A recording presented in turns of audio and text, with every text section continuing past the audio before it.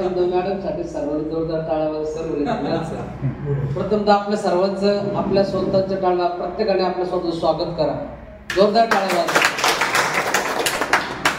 आज या ठिकाणी परिस्पर्श गुरुकुल आयोजित फ्री सेमिनारसाठी आपण सर्वजण आलात. प्रथमतः आपल्या सर्वांचं मी ज्ञानेश्वर जगदने तुमचं स्वागत करतो. खऱ्या अर्थाने मित्रांनो, भाषण हे का शिकलं पाहिजे, वक्तृत्व सगळं का असावं, कशासाठी असावं, त्याचा जीवनामध्ये उपयोग काय, आपण व्यवहार जीवनामध्ये, राजकीय जीवनामध्ये आणि सामाजिक जीवनामध्ये भाषण शिकत असताना त्याचे चढ उतार, चालीरीती आणि बऱ्याचशा काही गोष्टी आपण या ठिकाणी शिकणार आहोत. प्रथमतः येवले सर आयोजित सर्व आपण आलात त्यांचे मी या ठिकाणी प्रथमतः अभिनंदन करतो, आभार मानतो की मला या ठिकाणी बोलण्याची संधी दिली.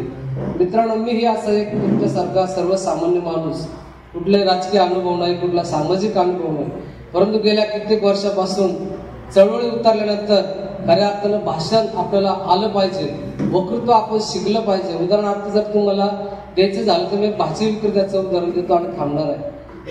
एक भाजी विक्रेता आहे, त्याच्याकडे मेथीची भाजी, आणि दुसरा एक भाजी विक्रेता आहे, त्याच्याकडे पण मेथीची भाजी. पण याच्याकडची मेथीची भाजी ती लाल कोराची आणि एकदम सुटसुटी जुडी भाजलेली आहे. दुसरा जो भाजीवाला आहे त्याच्याकडे थोडी वाढलेली भाजी आणि फुलं आलेली भाजी, तो विकतोय 10 रुपयाला ओरडू ओरडू. त्याने विकत विकत विकत विकत 1-1.5 तासामध्ये त्याचं ओझं संपून टाकलं. आणि ज्यावेळी दुसऱ्या भाजीवाल्याची भाजी तशीच पडेल होती, त्यानंतर ह्या भाजीवाल्याच्या 1-2 जुड्या राहिल्या. त्यानंतर ह्या भाजीवाल्याने आवाज द्यायला चालू केला. हा विकत होता 10 रुपये 10 रुपये 10 रुपये 10 रुपये, आणि याचा ढीक संपल्यानंतर दुसरा भाजीवाला चालू झाला. त्याने विकल्या 20 रुपयाला 1, 30ला 2, 20 रुपयाला 1, 30ला 2, 20 रुपयाला 1, 30ला 2. मग फरक काय झाला की हा जो बघत होता की माझी भाजी याच्यापेक्षा खराब असताना लोकांनी 10 रुपयाला विकली, आणि आता हाच भाजीवाला 20 रुपयाला 1, 30 रुपयाला 2 विकतोय आणि हा माझ्यापेक्षा जास्त कमवतोय. म्हणजे समय सूचकता. त्याने त्याला ओरडू दिलं, त्याची एनर्जी काय असेल तेवढं संपू दिली, आणि त्यानंतर त्याने त्याचा व्यावहारिक ज्ञान वापरून त्याने त्याची भाजी विकली. म्हणजे सांगायचं तात्पर्य असं, आपल्याला 2 पैसे वाढव पण भेटले आणि त्याने वेळेचा पण विचार केला.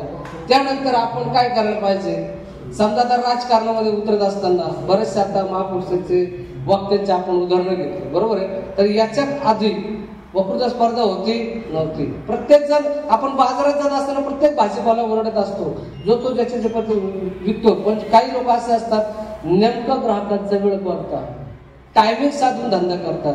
त्यानंतर एखादा वक्ता आहे, तुम्ही ग्रामीण भागात आहात आणि अचानक तुम्हाला बोलायला उठवलं, ग्रामपंचायत सरपंच गावचाच असतो, ग्रामसेवक गावचाच असतो, तलाठी नेहमी गावात असतो, पण तुम्हाला अचानक काहीतरी प्रश्न ग्रामसेवक विचारले जातात.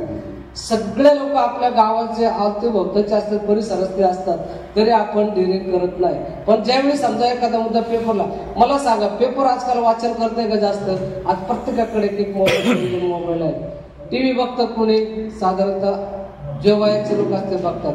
FM ऐकतात कोणी, शक्यतो आता FM चा जमाना जवळजवळ संपला. एखाद्या अर्ध्या गाडी रिक्षात आपण FM बघतो, तर FM वर जो ऐकर असतो तो आपल्याला त्या परिसराची संपूर्ण माहिती दिली देत असते, पण आपण त्याच्याकडे दुर्लक्ष करतो आणि मोबाईलकडे 24 तास लक्ष देतो. पेपर जर समजा एखादी बातमी वाचली, ती बातमी वाचली आपण चर्चा करतो, आज पेपरला असं आलं होतं, आज पेपरला तसं आलं होतं, म्हणजे पेपर वाचन कमी होतं. मला सांगत तात्पर्य काय, भाषण कला शिकत असताना वाचा टिका.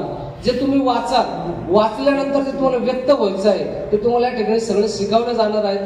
आणि हे शिकत असताना, वाचन जास्तीत जास्त करत असताना, मग आत्मकथा असेल, राजकीय अनुभव असतील, कोणाची कादंबरी असेल, कादंबऱ्या सगळं वाचल्यानंतर ते तुम्हाला व्यक्त व्हायचं कसं या ठिकाणी सर सगळं सांगणार आहेत. तर मी जास्त वेळ न घेता या ठिकाणी थांबतो. पुन्हा करून सर्वांचे जोरदार स्वागत करतो. धन्यवाद. सुंदर. ज्यांना बोलायचं आहे, शेवट आपण सरांचा आपला जे प्रशिक्षण कार्यशाळा आहे शेवटच्या टप्प्यामध्ये आपण काही मनोगत घेणार आहोत.